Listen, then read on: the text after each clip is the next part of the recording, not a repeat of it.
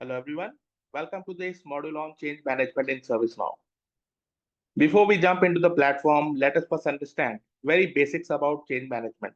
Like what is change management actually, why it exists, and what problems it is solving for us.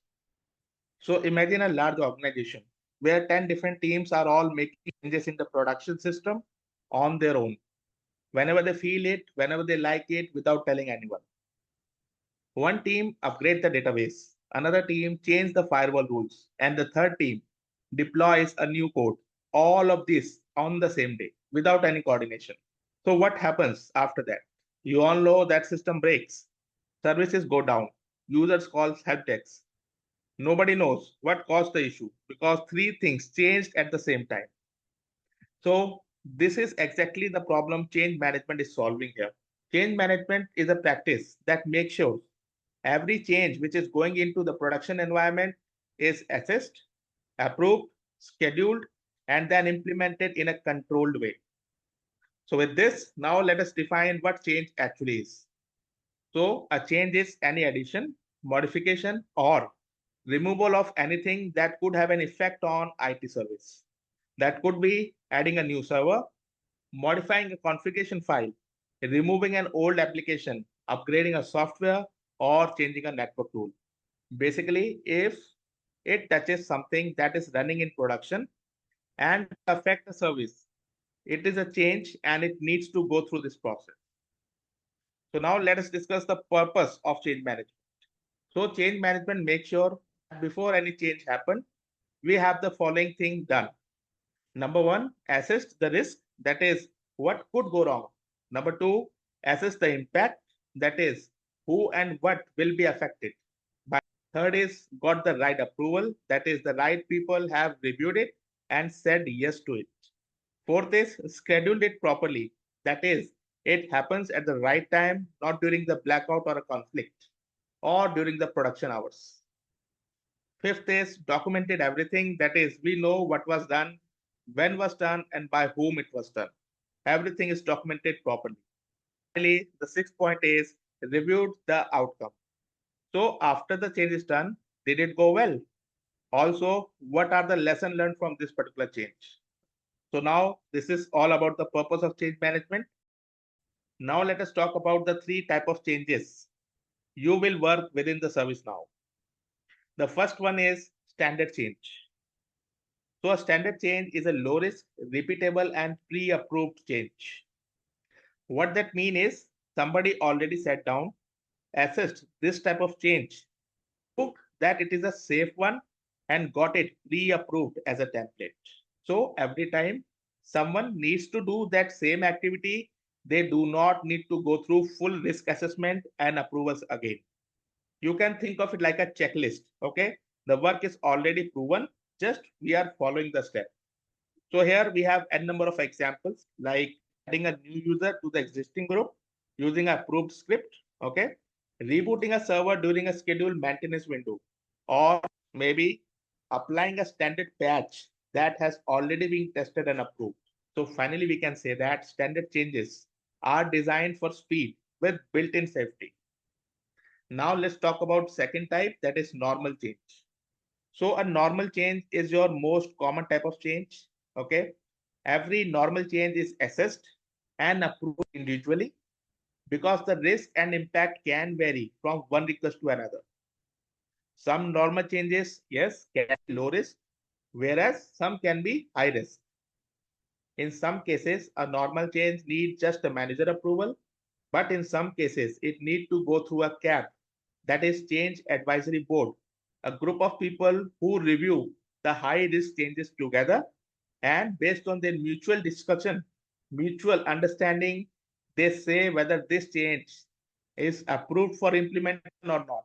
So basically, they are looking what this change is doing, how this change is doing, and what all things it is touching. And while doing all these things, they are seeing whether it is impacting or breaking anything else or not. If yes, then obviously the change will be cancelled or it will be modified so that the impact will be very low. So for normal change as well, we have various examples like upgrading a database to a new version or changing firewall rules that affect multiple services, or deploying a new application to production. So this is a type of change. We will do a full end-to-end demo in ServiceNow in front of you just after the discussion, what we are doing right now.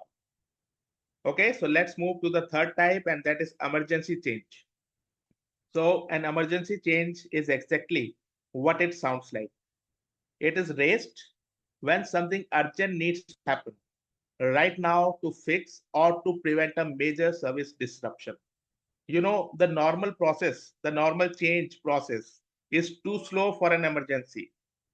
So that's why in emergency change, approvals are accelerated. Maybe possible that sometimes done by a small emergency group, and the full review and implementation happen after the change is implemented. So here also we have a number of examples, such as applying a hotfix during a live production outage. Second example, emergency security patch for a vulnerability being actively exploited. Third is restoring a critical configuration that is caused by a major incident.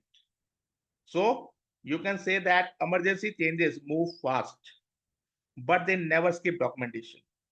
Here also the review always happen, but just after the fact. Okay, so this is all about these three type of changes we have. So now let us have a small discussion on life cycle of a change. This is the journey every normal change goes through from start to finish. Number one is new. That means the change has just been created. Basic information is filled into that change. Okay. Second is assess. So here the change is being refined. Risk, impact, implementation plan, test plan, and the backup plan all are being completed here. Then we have the authorize. So here the change is waiting for approval. It can be your manager, it can be process owner, depends on the process, depend on the workflow. So approver review it and either say yes or no. Then we have schedule. So here now the change is approved and has a confirmed date and time window for implementation. Then we have implement. In this, the actual technical work is happening. Teams are executing the change now. Then we have review. It means the change is completed successfully. We are now reviewing the outcome. Did it go well, or any issues are there? If there is any lesson learned, we will go through that as well. Then finally, we have closed. That is, everything is completed successfully, documented, and the record is closed now. That is the change record in the ServiceNow closed now. So this is the complete life cycle. This life cycle give everyone visibility into exactly where a change is at the particular point of time. So now, before we move on, let us connect change management with what you already know till now, that is incident and problem management. You can think incident management as reactive. Here something breaks and we restore it as soon as possible. Then problem management is investigative. We dig deep to find the root cause of why it keeps on happening, it keeps on breaking. Finally, we have change management, which is the action. Once problem management find the root cause and define the fix, change management is how that fix actually get implemented in the production environment safely. So all these three practices work together. Incident react, problem think, and change act. And in ServiceNow, you know that you can link all records together. So you can trace the full story from original incident all the way to the change that fix it permanent. So now we understand what is a change management. Let us talk through what all people are involved in it. This is very important. This is something that is often skipped in our courses, but it is really important because when you are working with the change records in ServiceNow, you need to know who is supposed to do what and when. So now let me introduce you to the 6 core roles in change management.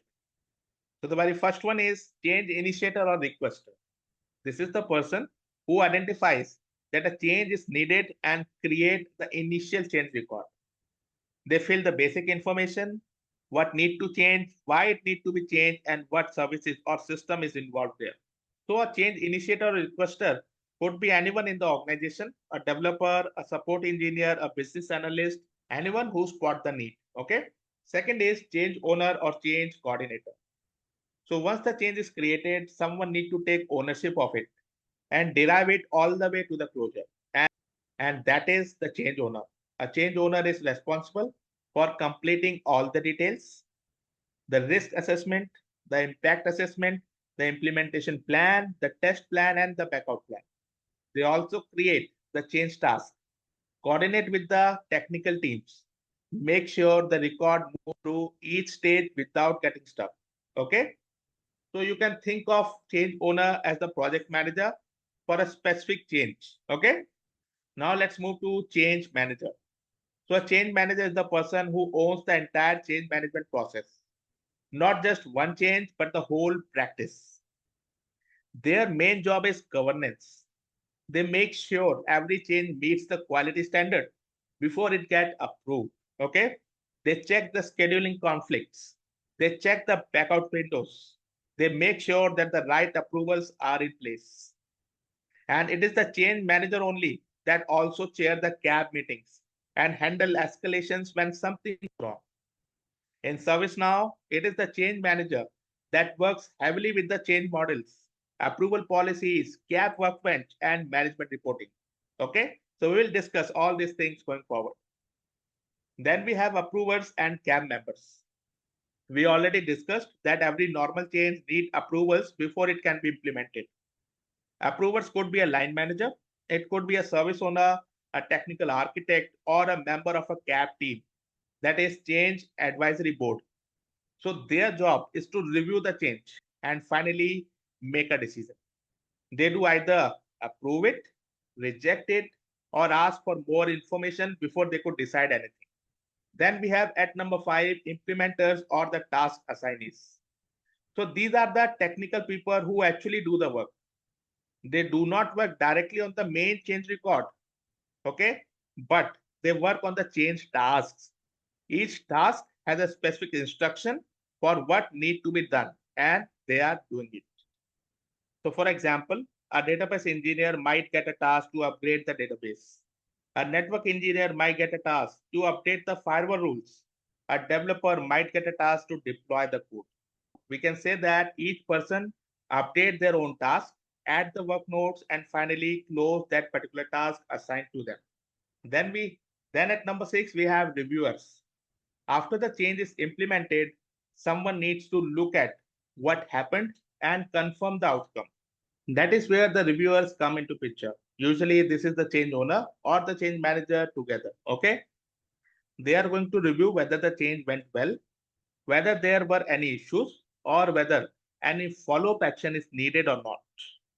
For high risk or failed changes, this become a formal post for implementation review.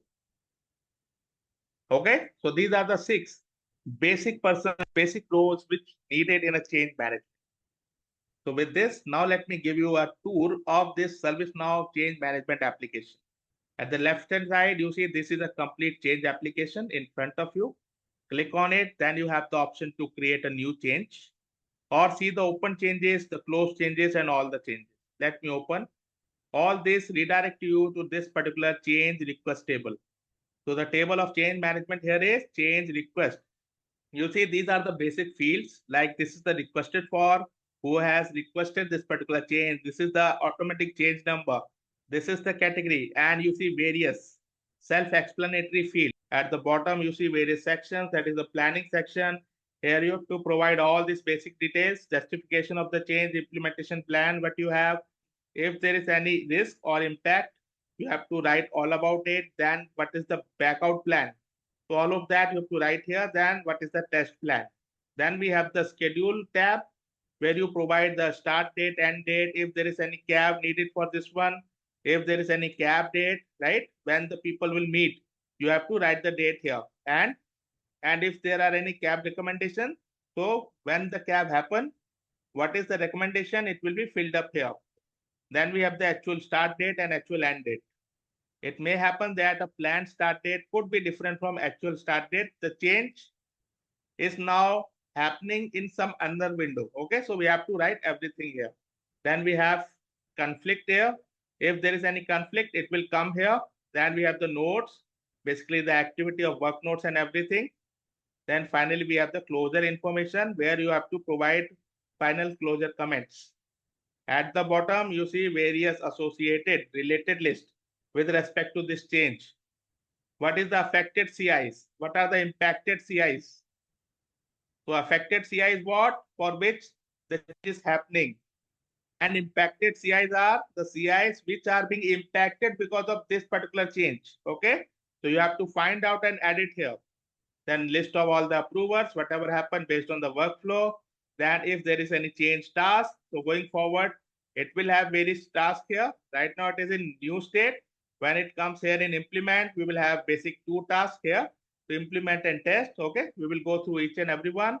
Then we have associated problem to this change. Then we have incident fixed by the change. That is the list of the incidents which were coming previously, but now get fixed because of this change. And then we have incident caused by the change. That is, if while doing the implementation, if there is any change, it means the change is not successful. It is breaking something, and that particular incident is now coming here. Then we have all the SLAs, and if there is outage, something you can add it here. So this is the complete overview of this particular change record. Next, we have the section of the standard change here. It has 4 items here. At first, we have standard change catalog. Let me click on it. So basically, this is a library of pre-approved, ready-to-use change templates. When someone want to raise a standard change, they come here, they pick a template and create the change from it.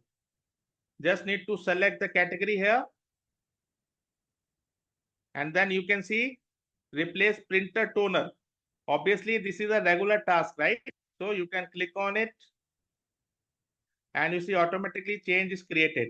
So you see here from the template, a change is created automatically and in standard type. Okay. So this is all about standard change catalog. Then we have my proposals. Click on it. So this is a place where you go if you want to propose a new standard change template. Okay. So basically, if you have a routine, low risk activity that you do on regular basis repeatedly, you can propose it here to be added in the catalog. So now you see there is already a one here, and that is the same. Replace the printer toner. So you can click on it. You can create your own proposal. It will reach out to the change manager. Okay. Change manager will look into it, see whether it is needed or not. And once it is needed, you will get approval and the same will appear in the standard change catalog. Then we have the open proposal. Obviously, open proposal means it is work in progress. Okay. And then you see all the templates are available. So these all are the templates right now. So this is all about standard change here. Then we have the change advisory board action here. So we already discussed what is a change advisory board and what is their work, right? So here you see, first of all, CAB workbench. Click on it. So this is the main working area for a change manager when planning a CAB meeting.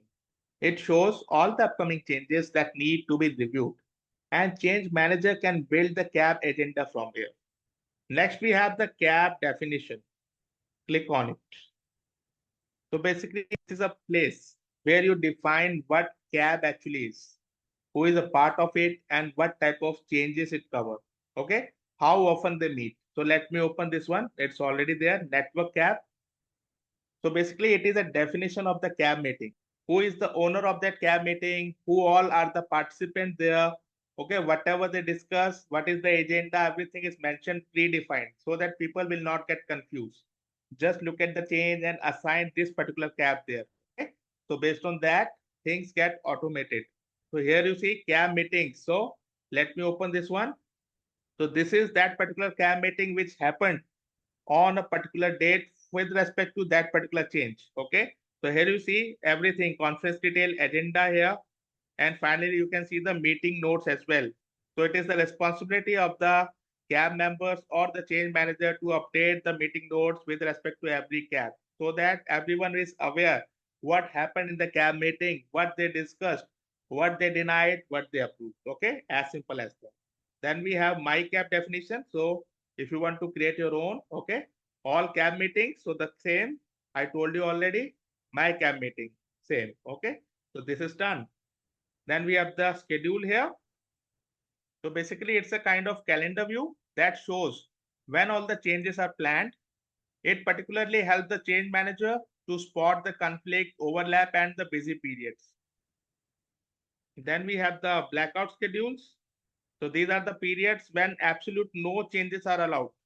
So there are various periods, like for example, during the month end financial processing or during the major company event, or you can see on certain festivals or during Christmas, basically in USA, we have these blackout periods where changes are not allowed. Then we have the change policy. So click on this change approval policies. So basically these are nothing but these are the rules that define who must approve a change and under what condition. Okay. So let me one of it. Let's say normal change policy. So under normal change policy, you see these are the approvals here. Okay, cab approval, low risk manager approval, and technical approvals. And you see here the execution path. Run all the decision that matches. So whenever this condition match, this particular approval will be applied to that particular change. Okay. So like this, we can create for other type of changes as well. So basically you can say here, this is the section where admin and change managers are configuring the governance. That is basically who approves what, when and why. Okay. So this is about change policies. Then we have the models. So this section is one of the important section for an admin or from the architect perspective. Okay. So now, first of all, what is a change model? So a change model defines the full life cycle behavior for a particular type of change. It controls which states are used, which approvals are triggers, and which tasks are created automatically, and how the whole workflow works. Okay. Instead of hard coding everything in the workflow, you can define a model and the system uses it to drive the change. So it is a new way to implement the workflow basically. Click on it. You see these all are the change models which are available. So now let's click on normal.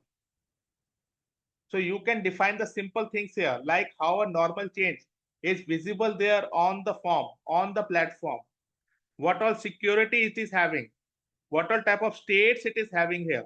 Okay. So you see here, this is a normal default change model available at a create new. It means you will be able to see option to create a normal change when you click on create new. Okay. Here, if I click on create new, go to models, you see I have normal and emergency here, because if I come here again, this is available at create new. Let me go back. So you see available for create new is available only for two, that is normal and emergency, and exactly the same is available here. When we clicked on create new, we see under model we have only emergency and normal. So you see, using models, how we are controlling the behavior of change application. So this is all about model. You need not to now hard code everything, code everything. You just need to create a model, and that model will work for you with respect to the visibility, with respect to the performance, with respect to the governance. Okay. So this is all about models. You can see various change templates. You know what is a change template. You can create your own change template. All these things are self-explanatory. Okay, so this is model. Then finally, we have administration part. So here you see various properties basically with respect to change.